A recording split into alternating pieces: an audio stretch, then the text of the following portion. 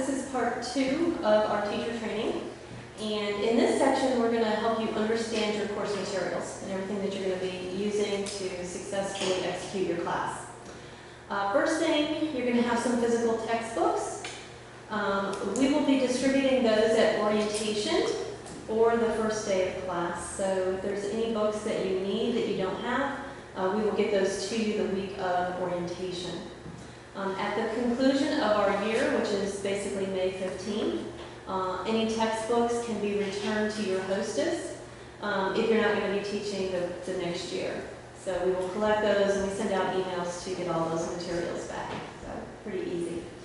In terms of class supplies, all of our classes from time to time need supplies. The lesson plan will tell you if you need something to ask your hostess or to go buy it. Science classes actually get petty cash for that purpose because there are a lot of supplies that you need to buy outside of what's provided. We do ask that you complete an expense reimbursement form, and that will be in your Google Drive class folder, and I'll go walk you through your class folder here in a few minutes. And then save the receipts. You save the receipts, you attach them to the expense reimbursement form, hand that form to your hostess.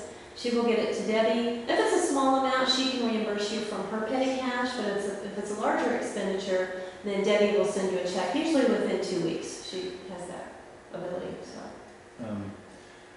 So. How much of this needs to be pre-approved before you get supplies like that? Nothing, because we know the lesson plan tells you to purchase it. All right. So it's already been essentially pre-approved. So if it's something that wasn't from the lesson plan, then I would want to get it pre-approved. You need to let us know, yes, right. yes. But it's going to be real important this year, especially in coming, that we follow the lesson plan because we are recording the lessons for our students who have opted to go online. Sure.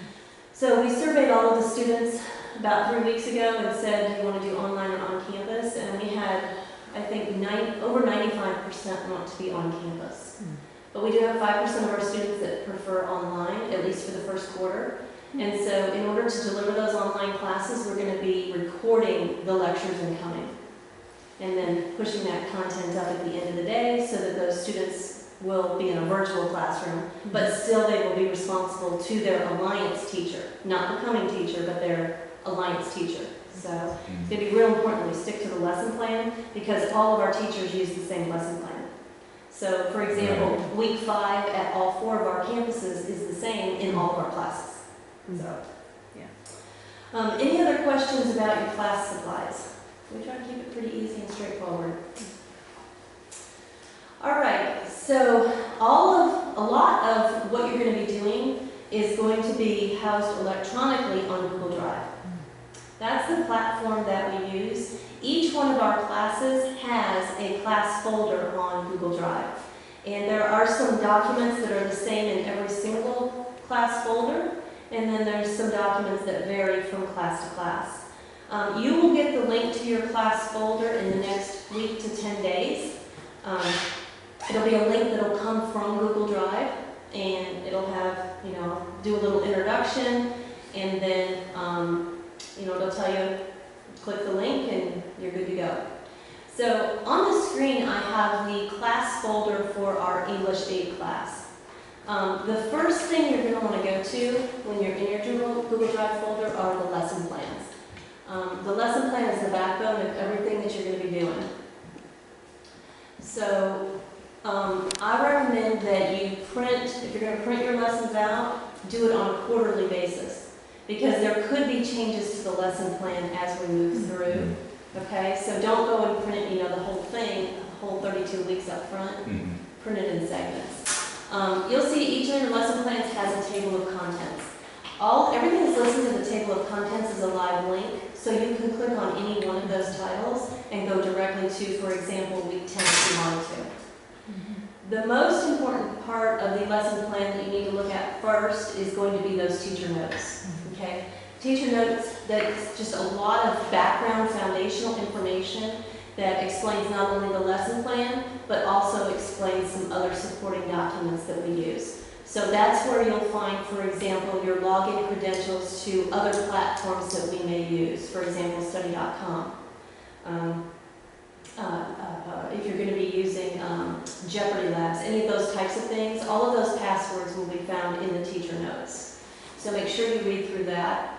And then also it gives you information about our Thanksgiving week, which is a school from home week. So we do not meet on campus. However, all of our students have assignments. Okay? So we ask that you email out the assignments that Monday morning of Thanksgiving week, and that you be available during your regularly scheduled class time for any phone calls, emails, texts, whatever, just to field any questions. But other than that, everybody is remote that week.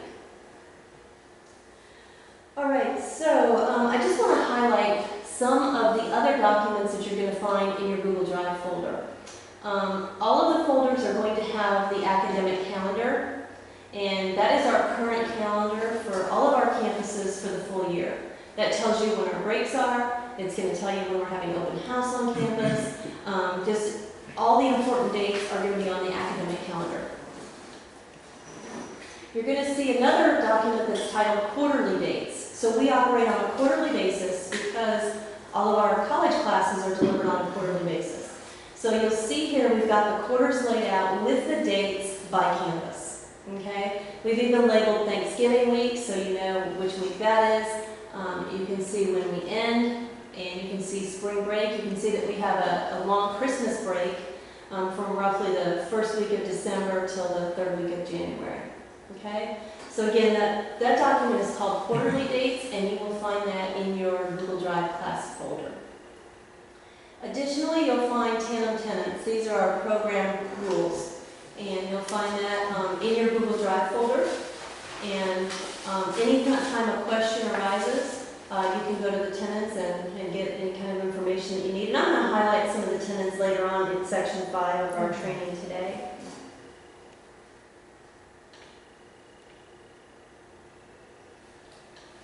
All right, you'll see a lot of how-to files here. You see this one is GradeLink, how to add images to a post. I'm going to do GradeLink training today. I'm not going to cover all the nuances of GradeLink, so there are a lot of tutorials in your folder that will help you with that. GradeLink, how to take attendance, that's a video, a really quick video on how to do that.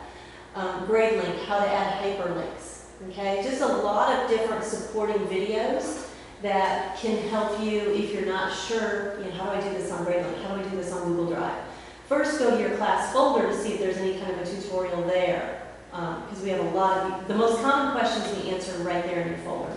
Okay? From time to time, it's going to be necessary for students to send you their assignments. We recommend everybody use the app Genius Scan.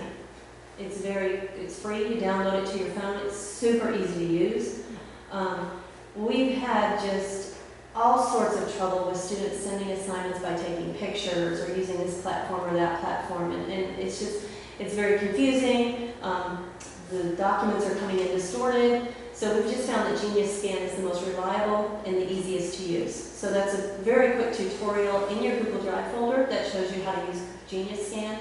So just insist that all your students use Genius Scan. Don't mess with any other platform. It just makes everybody's life a whole lot easier. Yes? Teacher pages, is that something that the students can see as far as upcoming, what's going on? Yes, and I will go through, you have teacher pages and class pages, and I will go through both of those and explain the difference. And I think that's in the next third or fourth segment. Okay. All right, so you will, your lesson plan from time to time will tell you to do a game, play a game, do an activity. It may be a review game for a test or quiz. It may be an icebreaker to get things warmed up at the beginning of the class. So you'll see there's a folder in here, or actually this is a video, how to play Quizlet Live. We use Quizlet for a lot of things. But again, if you're to use Quizlet, there'll already be the Quizlet made up, and your lesson plan will tell you how to do that. Also, I think there is probably a Zonk. We use Zonk. It's a game, an in-house game that we created many years ago that we use for a lot of review. So there's instructions for that in the Google Drive folder. And then there's also a game booklet with just all kinds of icebreaker type game ideas, just to kind of lighten the mood and, make things fun. So all of those resources are right there and available for you. When will we have access to this so we can start looking at it? 7 to 10 days. Pardon? 7 to 10 days. We are still finalizing all of the lesson plans and uploading the most recent documents to each one of the Google Drive folders, but I expect we'll have that done by, the earliest would be the end of the week, so, but you will definitely get that link. Now, your lesson plan may include videos, websites, PowerPoints. Most videos and most PowerPoints you will find in your folder. Okay, very rarely do we take you to a link with an outside website. Those links come and go. They may be available, may not be. So we try to put everything you're going to need in your Google Drive folder. So that's the first place you should look, is in your class folder. Do you have any questions about the class folder? Because that's your most important resource for executing your class. I do. Okay. Print lesson plans quarterly. Mhm. Are those copies that we should arrange with our hostess? Absolutely, yes. Anything you want to copy for your classes, send to your hostess. Okay. Yeah. All right, any other questions? All right, so that concludes our second section. We'll take a quick break and come back in a few minutes.